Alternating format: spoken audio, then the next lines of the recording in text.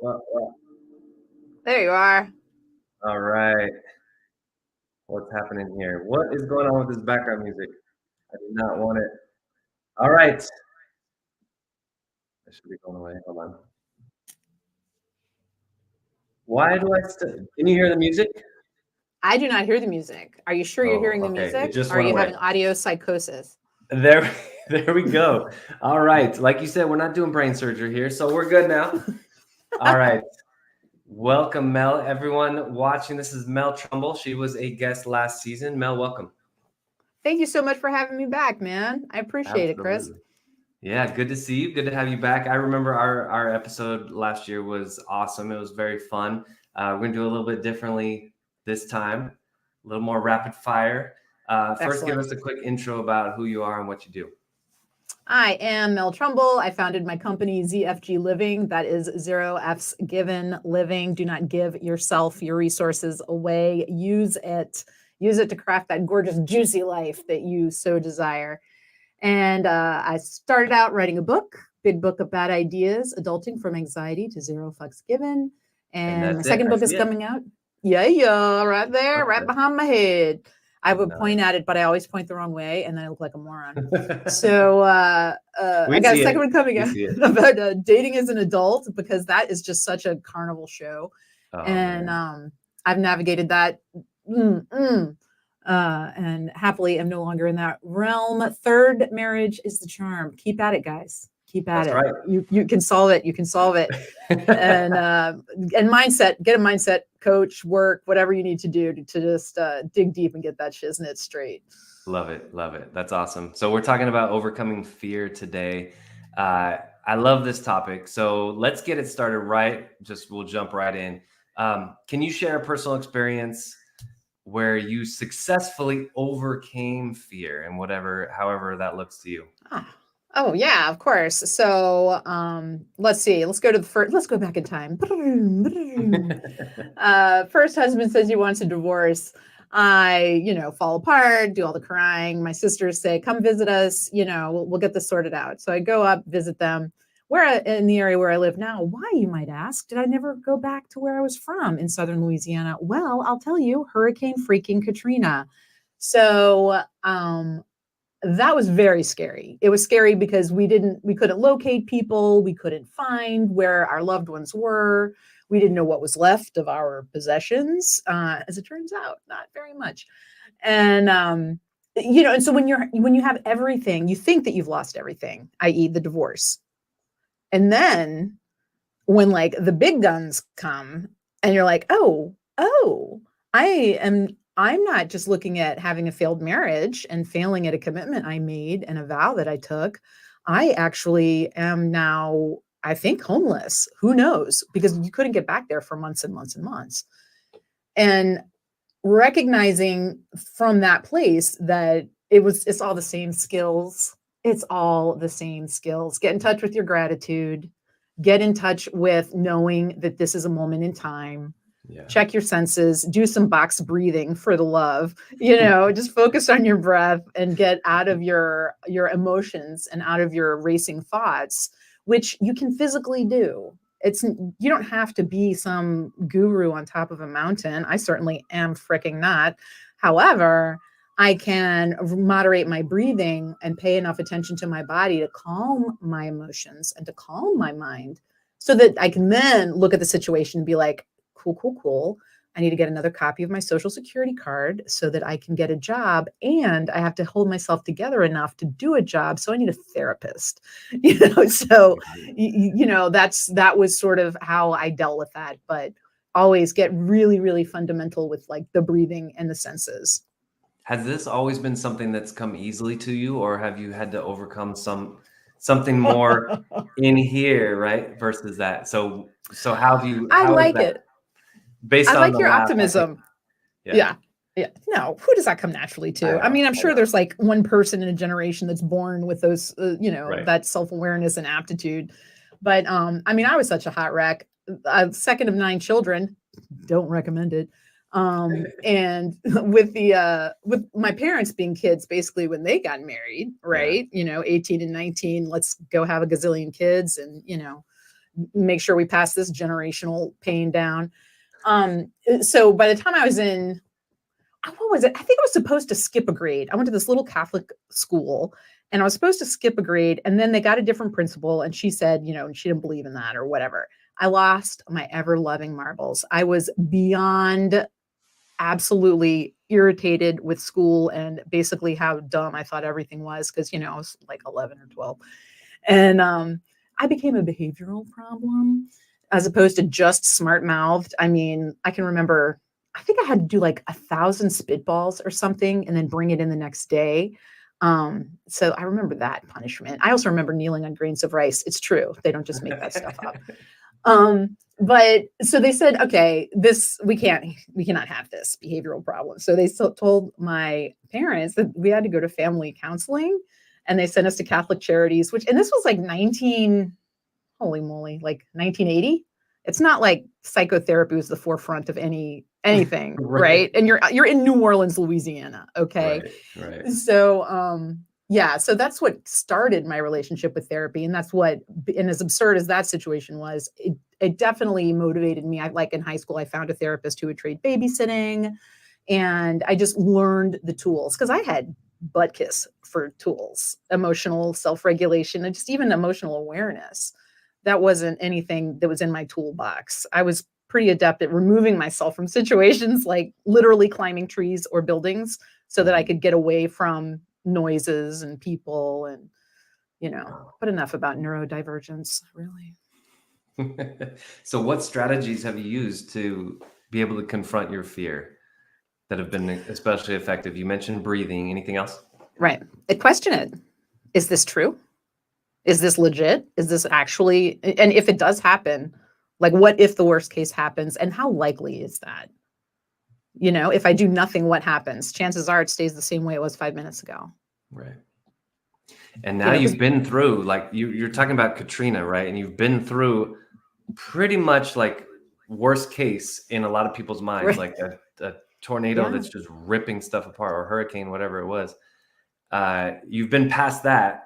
You talked about the multiple marriages, like big things that people see as like, oh my gosh, this is the end of the world.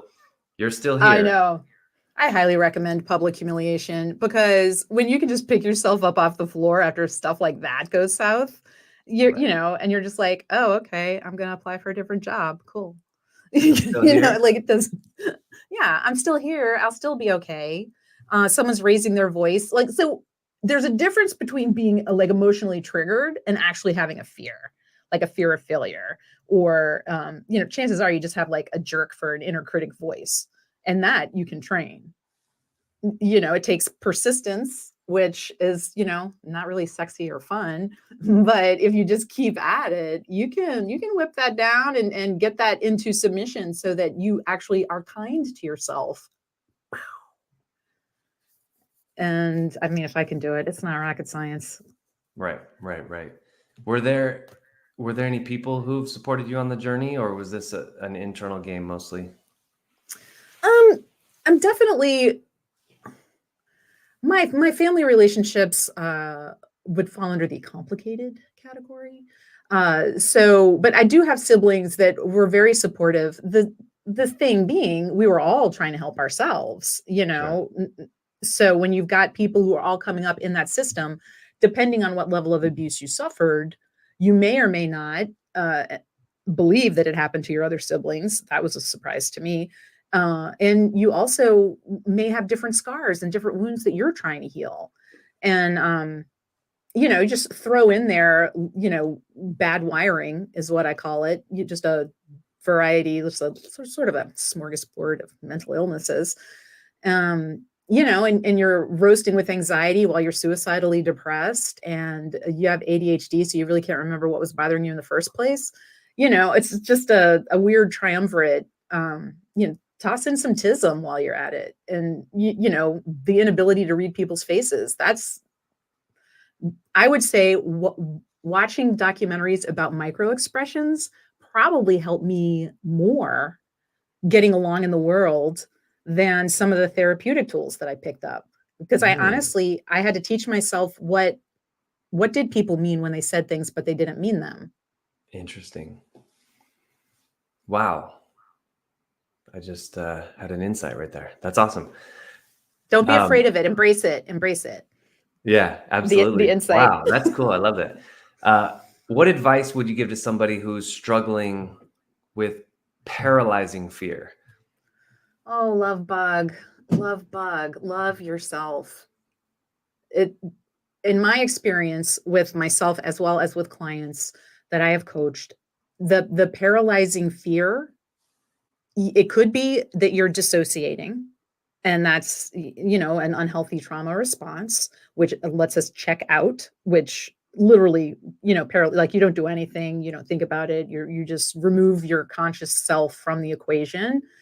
um and that's one thing. If it's anxiety driven fear, where you're reverberating with stress and you're paralyzed because of all the options, narrow it down.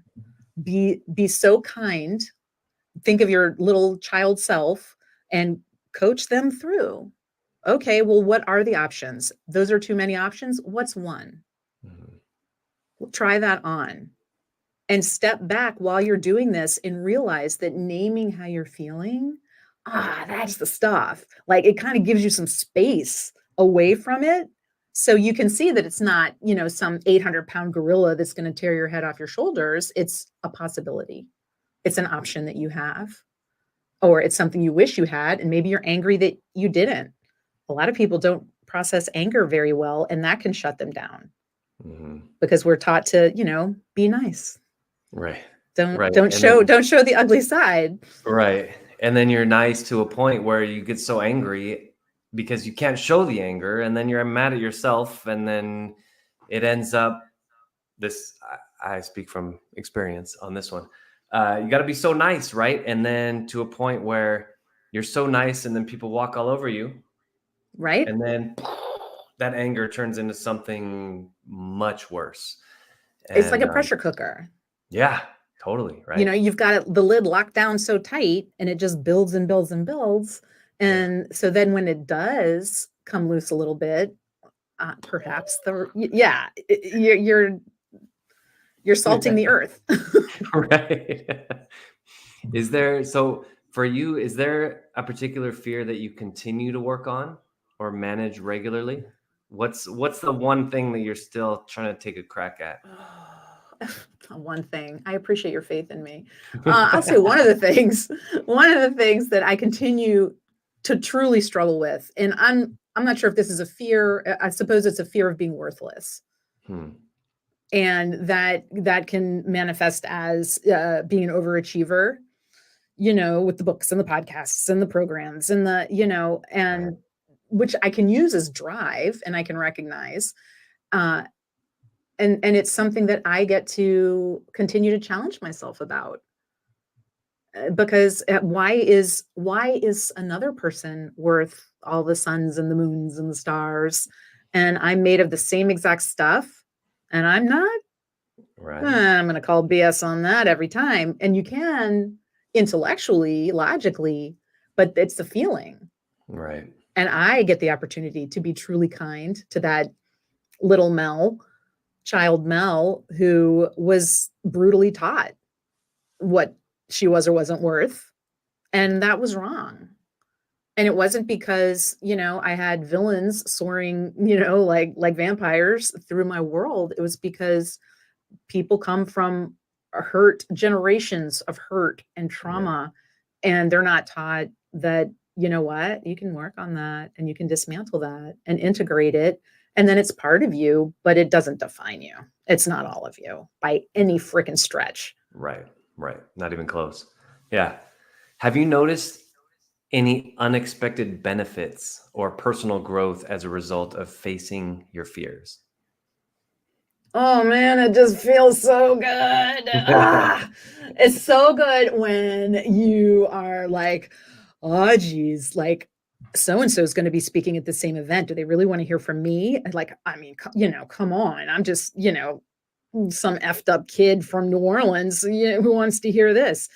And then when I get in touch with my five senses, what do I see and hear and feel and smell and and all that stuff, and ground myself, do some breathing, take a minute, go kick some freaking ass on the microphone and then have people contact me afterwards and say, I've never heard anyone be as candid about growing up with this type of sexual abuse or physical abuse or emotional abuse and be so funny about it. And I'm like, yeah, buddy, that's my sweet spot. Because the thing is with humor, and the reason and first of all, I think I'm hilarious. If anyone else does also, that's gravy. But so I'm genuinely having a good time. And it's also disarming. So if I am talking to people and saying like, well, if I was going to take a beating on the daily, I figured I could just do whatever I wanted. And that's how it all started at the age of 3. Then they're kind of like, they're laughing, but they're, and it just shakes it up a little bit. And so then the rest of it can be received, really received, because my message is one of not just, oh, here's another sad story and I overcame it and yada, yada, yada. It's I reprogrammed my subconscious. And now I'm doing all these other things. Right. You can, every single person can. So my one question about what you were talking about a few minutes ago about, so it's easy to say it up here, but it's a feeling. How do you take it from just that thought, like, oh, you read a book or you read even 1,000 books, but you still feel a certain way? How do you get it down into that heart? So the way I do it is I meditate about it and really open myself up and get my like that juicy brainwave state where you feel almost like you're kind of dozing away a little bit, right? And while you're there, you get in touch with the little person, the child person, because there's a point in your life when all the fuckery and shenanigans really kicked in. And so when and who is that? And get down eye to eye, knee to knee with that little person and just let love wash over both of you. Let it just be the most amazing reinforcing loop and say and forgive and love and whatever the words are that need to be said, and I mean, I get choked up when I talk about it because for me, it was forgiving me for not being able to stop things that I couldn't stop. Yeah. And things that were done to the other kids in my family. Because like I was the lightning rod, 100%. And I was fine with it because I'm just like, oh, what are you going to do? You're going to smack me with that big, weird 70s silver ring and cut my mouth again? Blood tastes good. And I mean, I could take on anybody. Like, oh, you're going to do that to me again? Go ahead. I'll check out. And so having the whatever, I don't know, miracle curse of having that personality, that just made it to where I weirdly grew up so fast in some ways. And then I was also sort of stunted in some other ways.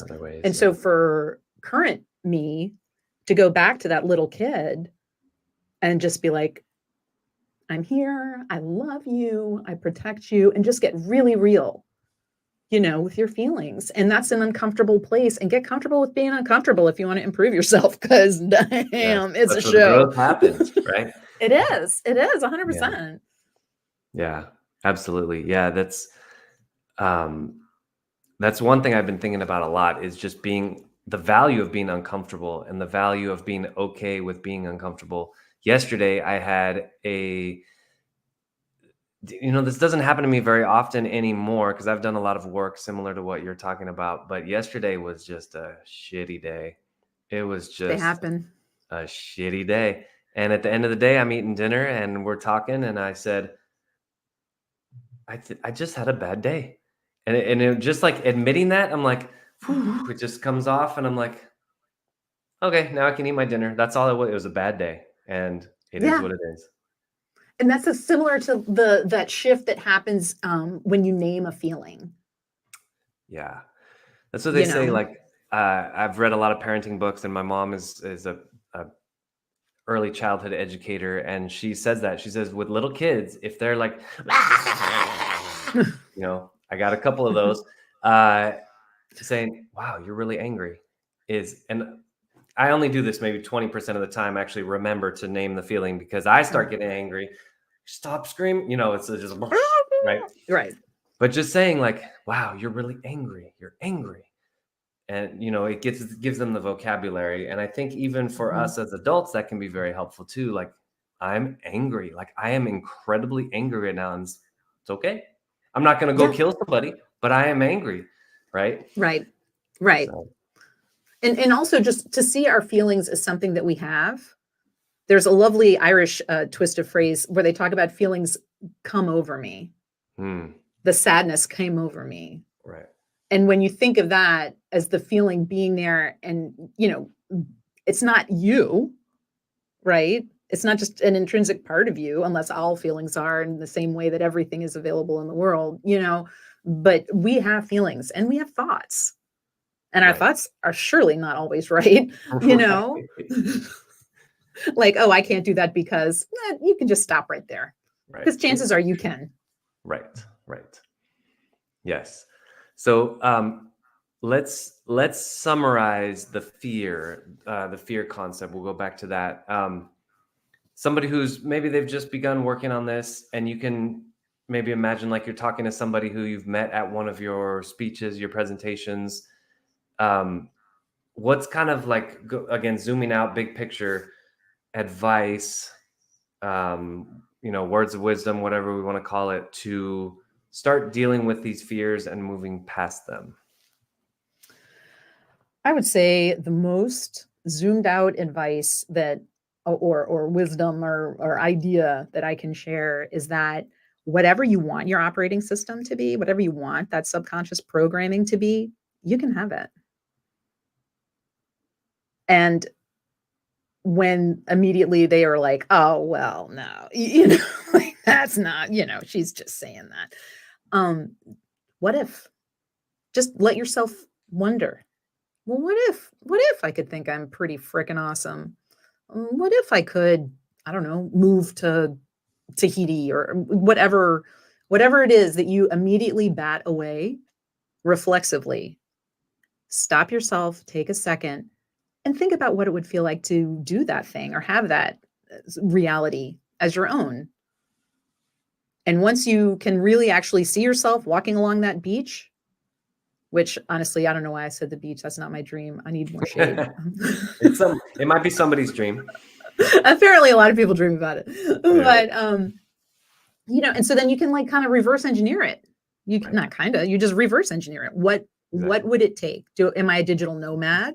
Do I work in the service industry at one of the fine hotels or swanky resorts? Right. There's ways to do just about anything. And people with fewer resources, less intelligence, you know, less verve have figured it out. You can. Yes. Awesome. Absolutely. And Mel, tell us a little bit about your book, about your website, and about what you're up to and how people can get in touch with you. Awesome sauce. My website, zfgliving.com. 0 folks given living. So that's me. I am Melissa at zfgliving.com. And I'm on the social media. And my book is Big Book of Bad Ideas. It's the series. The second one will be coming out later this year. We are in the year 2023. And yes, I did just look down at my calendar to make sure I said the right year. I'm old. I mean, you know, 23, 73, whatever. How many years before you stopped putting 19 before the date? Like today years old. Today. So I probably stopped in like, I don't know, 02. Yeah, like a couple of years for sure after that. It took a couple. Yeah, I definitely forgot what month we were in last week. I was like, wait, the kids just went back to school. September. Okay. Feels fallish. Yes, it happens. It happens. All right. Sounds good. Well, Mel Trumble, Big Book of Bad Ideas. I'm on your website right now. This looks awesome. It's good branding. It matches your book colors as well. I do like a tight color scheme. Yeah, I love it. Matches your glasses. It's all, and your necklace. It's all planned. I love it. Well, Mel, thank you so much for having me. For joining. Yeah, absolutely. Absolutely. and we'll be in touch for sure. Take care. 100% appreciate you. Absolutely.